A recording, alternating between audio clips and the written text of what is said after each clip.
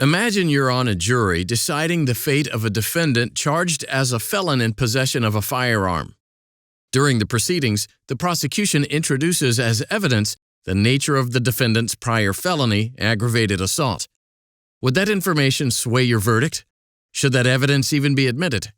The United States Supreme Court addressed this question in Old Chief v. United States. Johnny Old Chief was convicted in state court of assault causing serious bodily injury and was sentenced to 5 years in prison. After getting out of prison, he got into a fight during which a firearm was discharged. The evidence was disputed whether Old Chief or someone else had fired the gun. A federal prosecutor determined that Old Chief was the one who discharged the firearm and obtained an indictment from a federal grand jury charging him with offenses arising out of the fight, including the charge of being a felon in possession of a firearm. Old Chief pleaded not guilty and had a jury trial where he offered evidence that someone else possessed the firearm.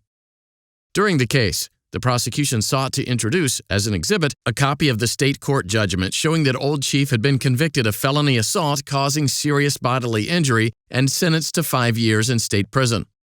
The defense objected to its admission and offered to stipulate to the simple fact that Old Chief had been convicted of a felony offense. The federal district court overruled the objection and allowed the prosecution to introduce the judgment. The jury convicted Old Chief, and he appealed. The United States Court of Appeals for the Ninth Circuit affirmed his conviction. Old Chief successfully petitioned the United States Supreme Court,